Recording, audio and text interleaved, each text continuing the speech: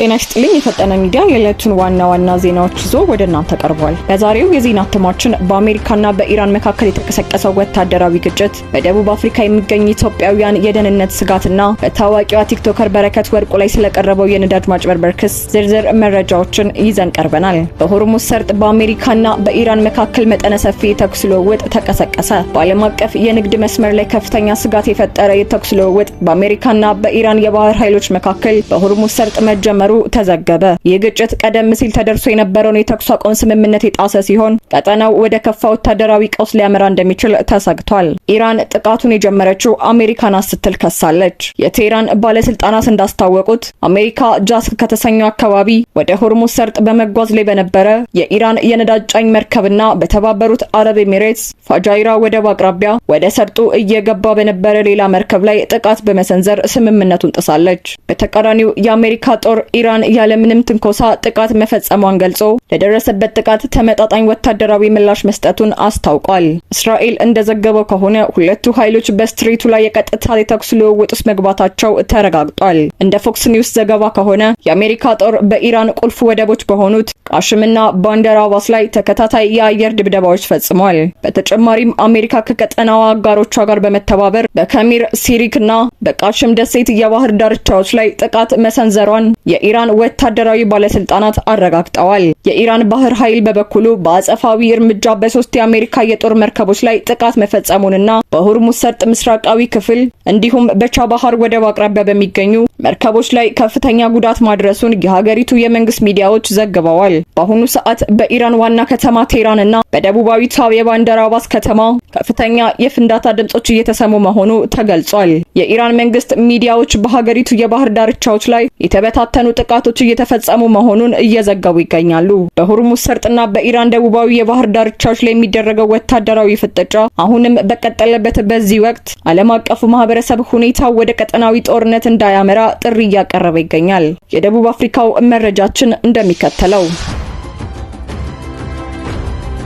ነት አሁንም አሳሳቢ ሆኖ ቀጥሏል። በደቡብ አፍሪካ የሚኖሩ ኢትዮጵያውያን ለቀው ውጡ የሚሉ ማስፈራሪያዎችና ድንገተኛ ጥቃቶች ሰለባ የሆኑ መሆናቸውን ገልጸዋል። በደቡብ አፍሪካ የሚገኙ ኢትዮጵያውያን አሁንም በስጋት ላይ መሆናቸውን ገለጹ። በደቡብ አፍሪካ በተለያዩ ከተሞች በሚኖሩ የውጭ ሀገር ዜጎች ላይ የሚሰነዘሩ ጥቃቶች መጠናቸው ቢቀንስም አሁንም በተለያዩ አካባቢዎች ድንገተኛ ጥቃቶችና ለቀው ውጡ የሚሉ ማስፈራሪያዎች መቀጠላቸውን ተዘገበ። በጆሃንስበርግና አካባቢዋ ለበርካታ ዓመታት የኖሩ ኢትዮጵያውያን እንደገለጹት ቀደም ሲል በቡድኑ ይፈጸም የነበረው ዘረፋ አሁን መልኩን ቀይሮ ውስጥ ለውስጥ በሚገኙ ሱቆች ላይ በሚሰነዘሩ ድንገተኛ ጥቃቶች ተተክቷል። ዛሬ ማለዳ በተለያዩ የጆሃንስበርግ ክፍሎች ጥቃት ሊፈጸም ይችላል የሚል መረጃ በመሰራጨቱ በርካታ ኢትዮጵያውያንና የሌሎች ሀገራት ዜጎች ንግድ ቤቶቻቸውን ሳይከፍቱ መዋላቸው ታውቋል። ምንም እንኳን የሀገሪቱ የጸጥታ ኃይሎች ቁጥጥር እያደረጉ ቢሆንም በመጪው እሁድ በተለያዩ አካባቢዎች መጠነ ሰፊ ሰልፎች እንደሚደረጉ መነገሩ በነዋሪዎች ዘንድ ከፍተኛ ስጋት ፈጥሯል። ከውጭ ዜጎች ጥቃት ባሻገር በደቡብ አፍሪካ የሚገኙ አንዳንድ ኢትዮጵያውያን በወገኖቻቸው ላይ የሚያደርሱት በደል ሌላኛው አሳሳቢ ጉዳይ ሆኗል።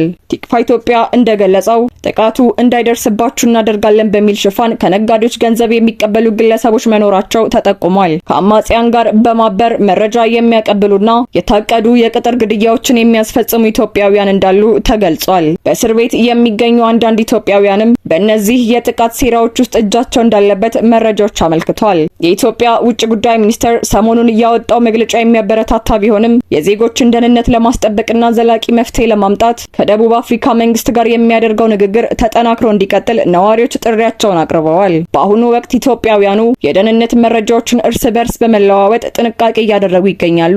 የኢትዮጵያ መንግስት የዜጎቹን ደህንነት ለማስጠበቅ ከደቡብ አፍሪካ ባለስልጣናት ጋር የሚደረገው ንግግር ውጤት እንዲያመጣ ተስፋ ተጥሎበታል። በመጨረሻም በማህበራዊ ሚዲያ በግብርና ስራዎቿ የምትታወቀውና በረከት ገበሬዋ እየተባለች የምትጠራው በረከት ወርቁ በመንግስት በቀረበባት የ8 ሚሊዮን ብር የነዳጅ ማጭበርበር ክስ ላይ ምሬት የተሞላበት ምላሽ ሰጥታለች።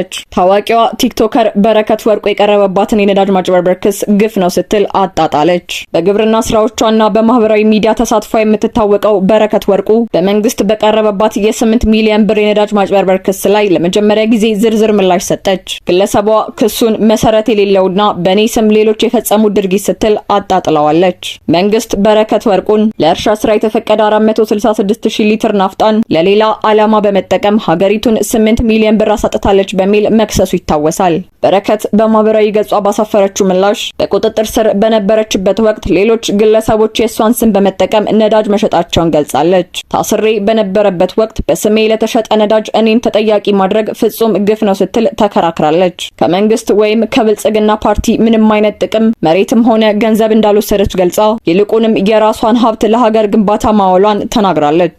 እስካሁን 14 ጊዜ ፍርድ ቤት መቅረቧንና ዳኞች በ7 አጋጣሚዎች በነጻ እንድትለቀቅ ቢወስኑም ትዕዛዙ ተግባራዊ ሳይደረግ መቆየቱን በምሬት ገልጻለች። ቲክቶከሯ ከውጭ ሀገር መታ በኢትዮጵያ በግብርና ዘርፍ ስትሰማራ ትምህርት ቤቶችን፣ ክሊኒኮችና የምግብ ማዕከላትን መገንባቷን አስታውሳለች። ለፌዴራል ፖሊስ አባላት ጭምር ድጋፍ ስታደርግ መቆየቷን የጠቀሰችው በረከት አሁን የደረሰባትን ክስ በሴትነት ክብሬ ላይ የተሰነዘረ ጥቃት ነው ስትል ገልጻዋለች።